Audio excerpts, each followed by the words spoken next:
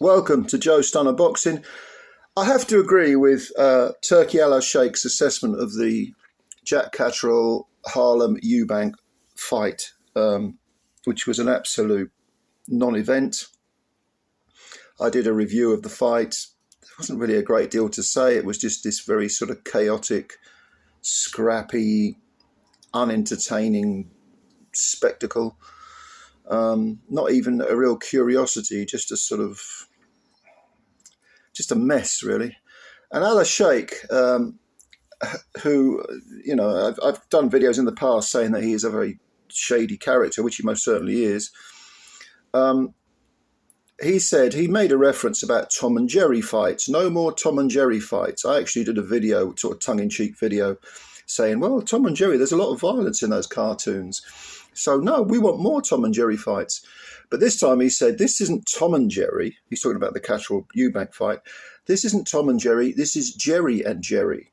And I thought that was a pretty good way of summing it up. So I have to give the excellent Turkey some sort of credit for, English may not be his first language, but I agree with you. Now, as I say, I've always been very, very sceptical of Turki Al-Sheikh and the whole Saudi involvement in sports, in culture in general, because the phrase sports washing gets thrown around a lot. I think there's something to it. I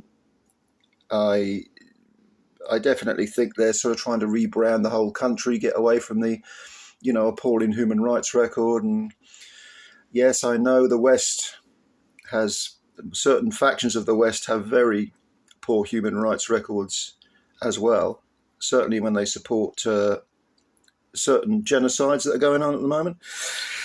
But nevertheless, let's call a spade a spade. Let's call it what it is.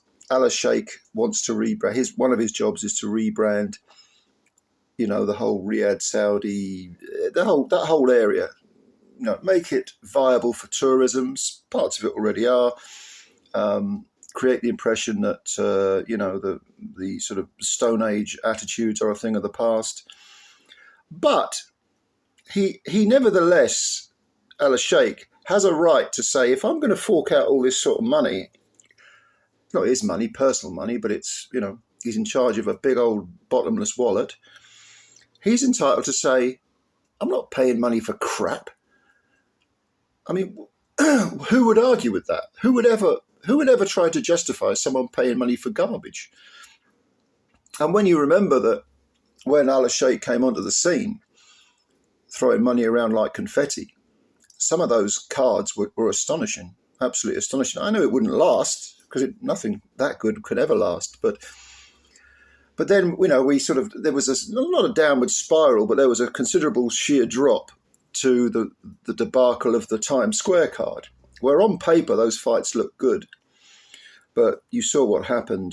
Haney looked like a scared rabbit. Ryan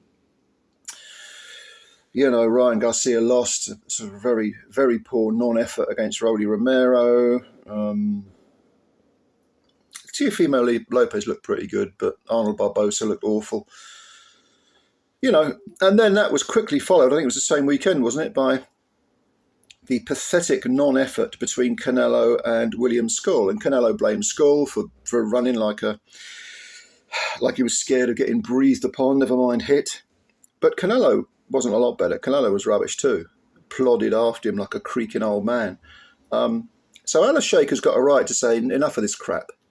If I'm paying you good money, I expect entertainment. I expect you to do your thing to the best of your ability. It's not just a case of I've got a big fat paycheck, see you later. So yeah, I absolutely understand why he is irate when he sees things like Catterall versus Harlem-Eubank. You can bet neither of them is going to be on any Riyadh card soon, and who can blame him?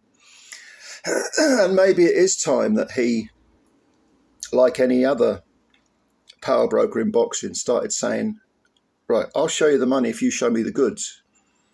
You're not getting the money first. I want to see some evidence that you're an exciting fighter, that you offer value for money, because this is unacceptable.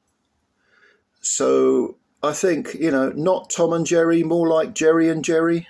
A perfect summary of Catterall versus Eubank.